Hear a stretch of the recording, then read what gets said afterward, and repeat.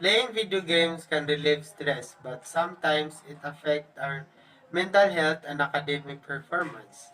A pleasant day to everyone. My name is Aaron D. Delmo and this is my group mates. My name is Christian Mark M. Arkay. I am Franz E. Madridondo. And I am Meljen M. Tabanas, and we are the Black Bulls. And this is our research title. The impact of playing video games on mental health and academic performance of grade 11 youths. This study was conducted to assess and find out the impact of playing video games on academic performance and social behavior of the students of grade 11 UMS at MSU EMSAT.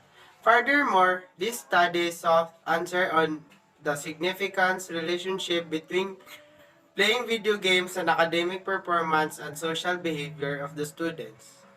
And this is our main question. What is the impact of playing video games to the mental health and academic performance of the student? Supporting question. Number 1. What is the significance of playing video games? Number 2. How does video games affect the academic performance of the student? Number 3. How video games affect mental health of the student? This is our research objective. Number 1. To figure out the possible impact of video games to the student. Number 2. To learn manage their time. Number 3. To aware of the negative and positive effect of playing video games. Significance of the study. Student, parents, and school. In student, this study will provide information regarding the negative and positive impact of playing video games to their normal mental health and their academic performances. And it will help the student to become aware, to know their limits, and to know how to discipline themselves. In parents, parents place limits on time spent using any media. This includes playing video games on gaming consoles, tablets, and or smartphones. Using media should not take place of getting enough sleep or being physically active. So consider setting limits to keep game playing from interfering with schoolwork, household chores, and the physical activity your son needs every day. School. School administrators make their students learn to discipline themselves. However, the benefits of video games include the improved powers of concentration, creativity, memory, language, and teamwork. Video games can make it easier to educational contents and develop cognitive skills. How we are going to conduct our research? Who? The grade 11 young student in MSU EMSAT. We want to interview the grade 11 UMs so that we easily understand because several students know a lot about playing video games. When? After classes on weekends and based on our interviews availability. We respect our respondents' availability because they have their own time. We would not rush them. Where? At MSU EMSAT. Because this school is where we study and we can do our tasks in time. Now we proceed to the introduction. What is video games? Video games, a game played by electronically manipulating image produced by a computer program on a television screen or other display screen. Video games. Video games are more popular now than any time in their history. This pastime crosses national, racial, social, economic, and gender boundaries. Although it originated in the United States, the gaming industry has become more prominent worldwide. Many believe that now more than ever it is crucial to regulate video game usage among teenagers to prevent addiction and to minimize the chances of violent acts being played out in schools. The latter concern stems from a belief among many of that video games are linked to increased aggression among children. Some argue that video games can be perceived by children and teenagers as killing simulations and make children less sensitized to violent acts and over time. And we have Franz Madridondo to discuss the benefits of playing video games. There are some positive impact of playing video games of mental health. Playing video games can help relieve stress.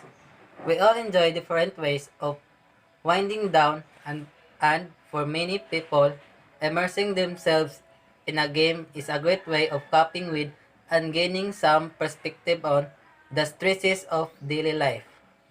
Video games can help people develop coping mechanisms for difficult situations. Learning ways to overcome in-game challenges can make gamers better equipped to deal with real-life obstacles and difficulties. Gaming and streaming are great ways for people to express their true selves.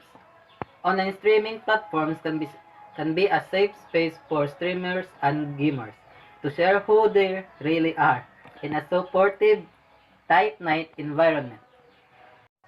Video games lead to healthy brain stimulation.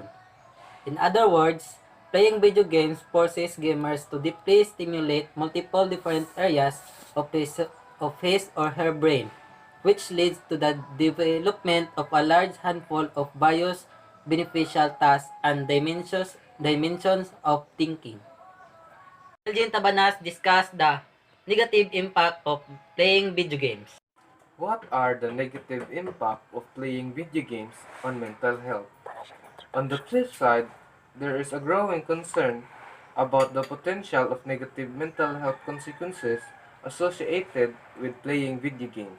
Some of these concerns include gaming addiction, negative coping mechanisms, unhealthy lifestyles, loneliness and isolation, depression, and even suicidal ideation. This research shows that video games are having negative impact on the performance of students. Video games are readily available. Video game addiction is true to contribute to mental health and social anxiety that even young children deal with today. There appears to be a link between depression, self-esteem, and the amount of time an individual dedicates to playing video games. Studies show that 94% of video game addicts are male and only 6% are female. Students spending too much their time on online games. There are some negative impact in academic performances. Number 1, worse learning ability. Number 2, concentration problems. Number 3, poor academic performance. Number 4, decreased interaction with other people. And we have here Aaron to discuss the theoretical framework. Back to you, Mr. Dilmo. Theoretical framework. Playing video games floods the pleasure center of the brain with dopamine, says David Greenfield, PhD, founder of the Center for Internet and Technology Addiction, an assistant clinical professor of psychiatry at the University of Connecticut School of Medicine, that gives gamers a rush but only temporarily, he explains.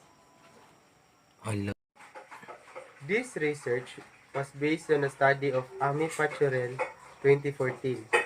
Still, experts agree gaming has addictive qualities. The human brain is wired to crave instant gratification, fast pace, and unpredictability. All three are satisfied in video games, with all that extra dopamine lurking around. The brain gets the message to produce less of this critical neurotransmitter. The end result, players can end up with diminished supply of dopamine. Take a game like that away from addicted adolescents and they often show behavioral problems, withdrawal symptoms, even aggression, according to Dr. Greenfield. But not all gaming is bad. Video games can help the brain in a number of ways, such as enhanced visual perception, improved ability to switch between tasks, and better information processing. In a way, the video game model is brilliant, says Judy Willis, neurologist, educator, and American Academy Neurology, member based in Santa Barbara. It can feed information action to brain in a way that maximizes learning, she says. Related literature. The effects of video game play on academic performance. Today's world is one largest composed of technology, and in relatively short span of time, We have been immersed in a world of high-definition television, Facebook, YouTube, internet radio, green cars, outrageous trail rides, 3D technology, and etc. But no area of technology has become as prominent as the video gaming. According to Anand 2007, the penetration of video games into the United States alone is huge, with at least 90% of homes having children that have played, rented, or owned video games. This record level that continues to increase. 55% of console players and 66% of online players are over 18. The college demographic seems to be the major group of gamers simply because they have lack of parental supervision and they have more flexible schedules, allowing for more time to play. And this is our research. The impact of playing video games. Games in mental health and academic performance. Grade 11 UMS student. Thank you. Thank you. Thank you.